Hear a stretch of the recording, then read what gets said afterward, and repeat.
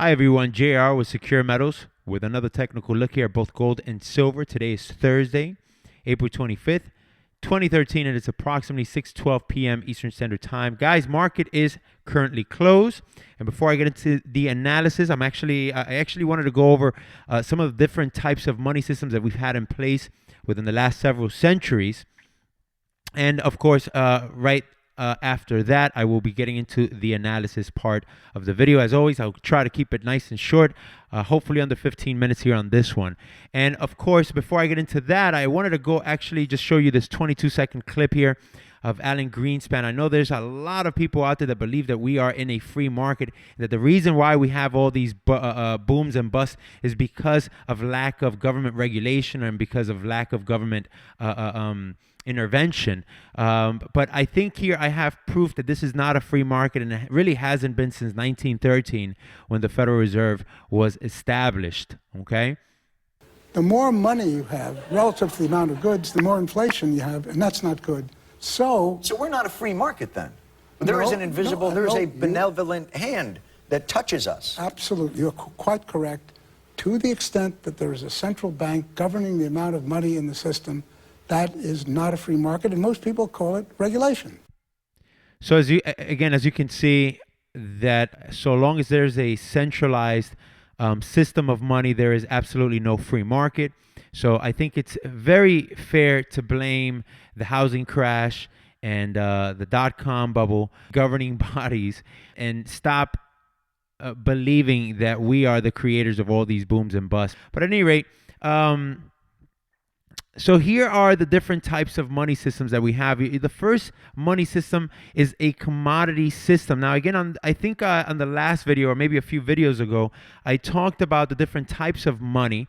But on this one, it's not necessarily the different types of money, but more so the different systems of money.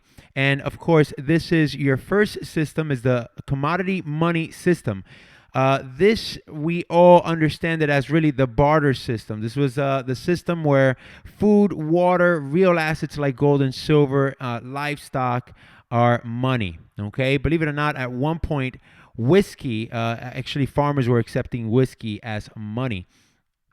Okay, and in this system, the exchange of these goods are what make the economy. Okay, so basically exchanging chickens for goats, or goats for oranges, and oranges for ammo, and ammo for whatever. That's really what runs the economy. Of course, it's not the most convenient system because it's a system of coincidence. And in order for this system to work, you have to find, if you need oranges and you have apples, and the gentleman that is selling oranges does not need apples, you would have to find a way of acquiring some acquiring whatever it is that the orange producer needs, so you can exchange your apples for whatever he needs. That way you can get him what it's just a big mess. So again, it's not necessarily the most practical. Now, the value of these of this money, the value of this money comes from scarcity and obviously social needs. So the fact that we need food, the fact that we need water, the fact that we need real assets like gold and silver because they're rare. Now, of course, gold and silver has been chosen by society as the main standard of an asset, and of course, everyone accepts it. So again, with gold and silver, you don't necessarily need the coincidence. So as long as you have gold, it's universally accepted. And of course, then you have representative money. And this money is usually some type of paper money, some type of notes or receipts.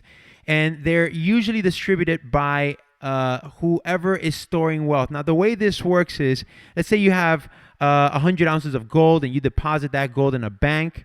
So the bank is going to give you a receipt for those 100 ounces, and that receipt becomes your money. That receipt becomes valuable. Why does it have value? Because it represents the commodity that you have in store, right? So the way a representative money gets its value is because it represents something of value. But again, the money itself, the paper money or the receipt or the note in itself doesn't have any value. Of course, the value comes from what it represents. Of course, the next system we have is a fiat system, is a fiat money system. This system is a paper money system, just like the representative money system. Now fiat, if we look on the dictionary, fiat is Latin for "let it be done," okay, or "it shall be." It's produced by governments, or usually produced by governments. It can be printed in unlimited quantities, no scarcity whatsoever. Okay, the value comes from government. So very strange how these three are so different. The value of this one comes from society's basic needs. The value from this one comes from the value from representative money comes from what it represents, and the fiat value comes from government. It comes from government, or basically authority. That's all. That's all it is. Then you have the value again comes from a government. Why does the fiat have value? Well, because the government said it shall be, and there it is. The definition of a fiat system. The government says that let it be done. The government says it shall be. This is the way it is, so take it or leave it. Nothing you can do about it. Okay? Very interesting. Okay? This money does not represent food. Okay? It does not represent water, livestock, or anything. It's just paper. Okay? That's it. Nothing more than paper. Seriously, nothing more than just pieces of paper. Okay?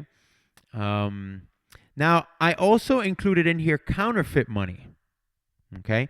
And the reason why I included counterfeit money is because counterfeit money can be used as money so long as people accept it.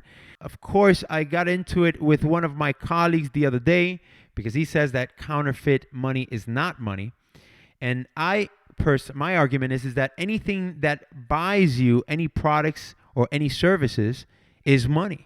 So whether the money is fake or whether it's real, it'll still buy you, as long as it buys you whatever goods or service you're looking for, it is real money. So again, counterfeit money can be in any form.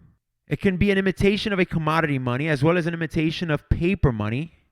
But the only difference it's between fiat money and counterfeit money is that it's produced without the government's consent. Okay? Or the government's approval. Counterfeit money can be produced by anyone, and if they're good enough to fool the free market participants, they can also create inflation. Because again, if it's real good counterfeit, it can actually go into the system and create inflation because of excess money. Okay? The value of counterfeit money comes from acceptance, and that's it. That's the only value that counterfeit money has. If it's not accepted, it has no value. If it is accepted, it does have a value. Now, my problem with counterfeit money and fiat money is that I really don't see the difference. Fiat money is is money printed by a small group of individuals that say or that use their authority to make this money valuable. This money is printed by maybe an individual, small group of thieves. The only difference is they have no authority. So if they print money, it's illegal. If these guys print money, it's perfectly fine.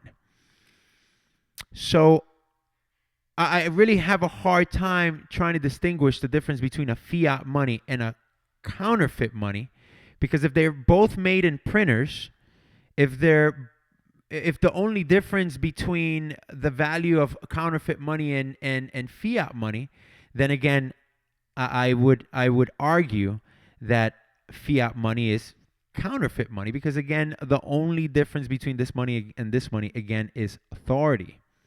Okay?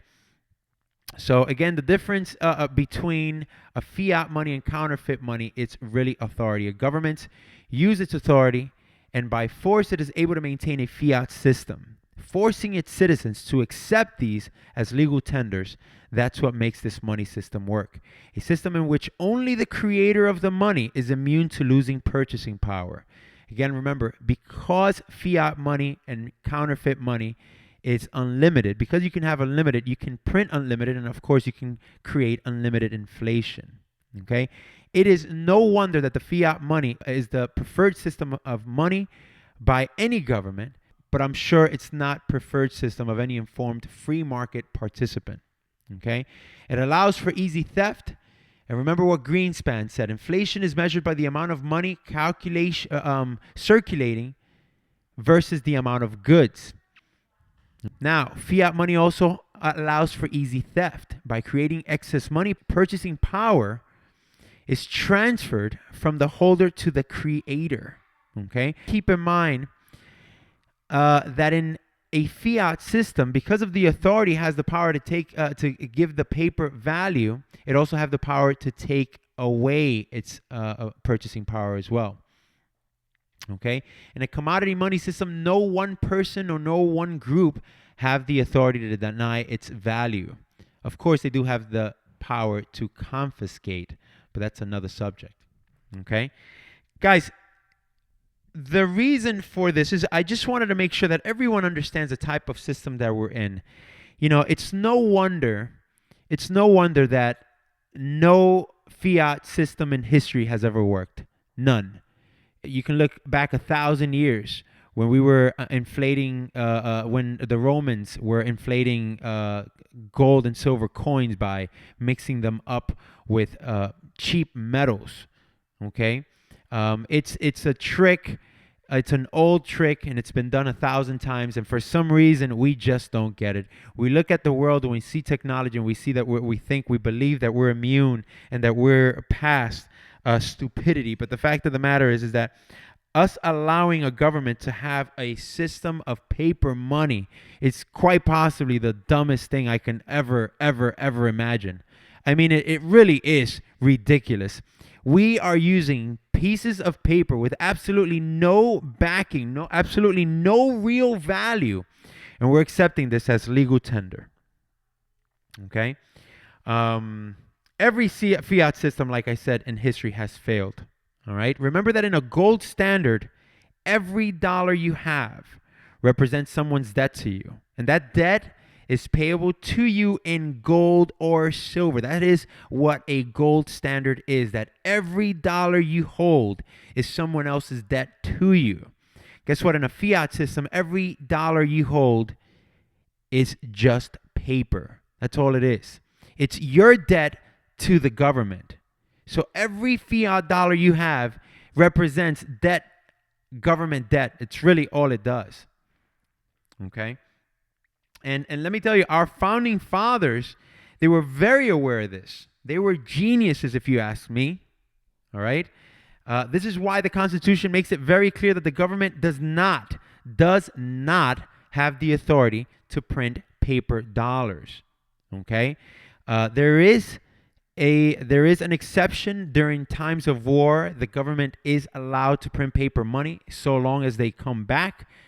We saw this example in 1856, I believe, or in 1862, till about 1878, I believe it was. Roughly 16-year period. Because of the Civil War, we had to print paper money. But of course, immediately after the war, we went back to the gold standard. Okay. So again, the founding fathers made it very clear that the government did not have the authority to print paper dollars, and they actually, because they didn't trust the government, they actually went a step further, thinking that there are two forces at hand. They actually took away the ability of any state to accept anything else than gold and silver as legal tender. So. Again, in the Constitution, it states that the government is not allowed to make anything else but gold and silver a legal tender. And again, they took an extra step just in case these guys got out of hand. They made sure that the states were not allowed to receive anything but gold and silver as legal tenders. All right.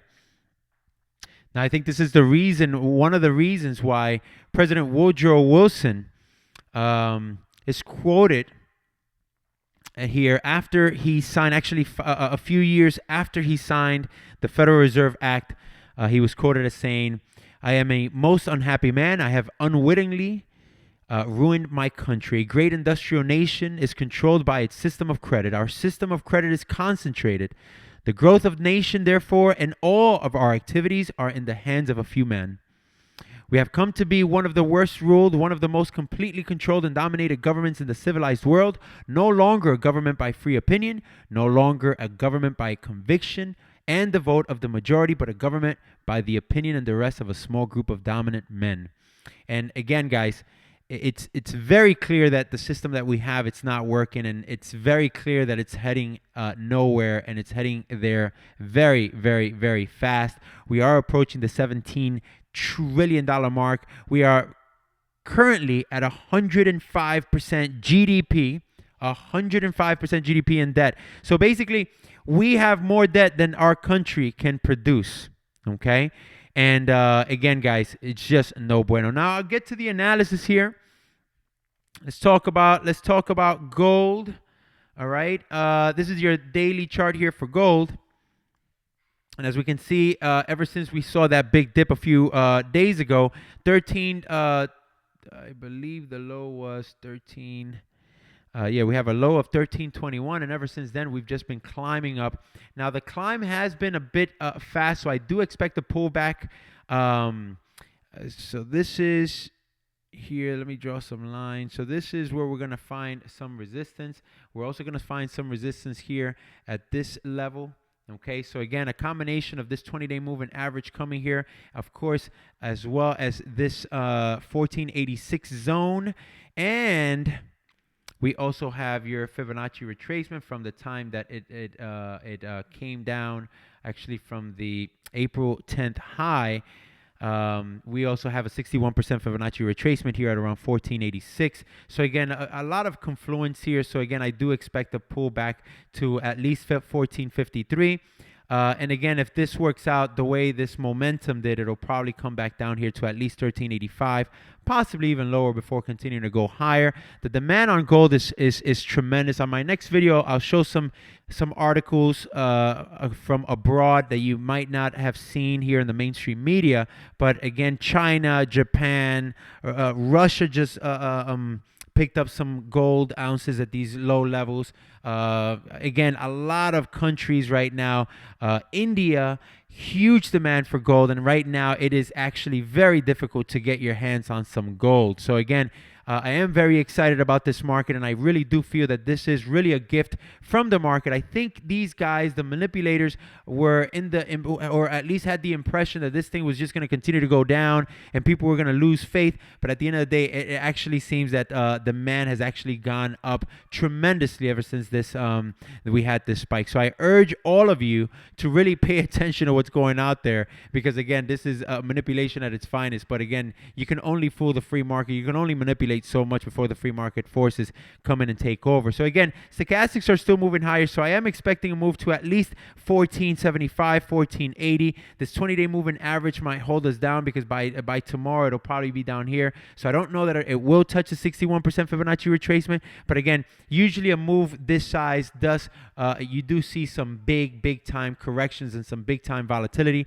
So if you missed the boat around here, I really wouldn't stress it. I really would feel that this is a great opportunity to come back down here, and you guys can continue to pick up. But again, break your purchases, and again, don't think you're going to find the magic number, because again, the second you do is the second that you're wrong. All right, break your trades in half, break your positions in half. Start acquiring gold right now at these levels, 1460, again 1485. When you see a dip to 1425, pick up some more at 1385. And again, ultimately, as the prices continue to decline, continue to buy these metals, because again, the demand is still extreme. And of course, on the weekly chart here, weekly chart also starting to look up here on the stochastics. It is very oversold.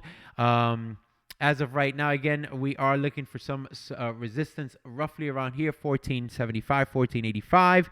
And again, I wouldn't look to correct right away.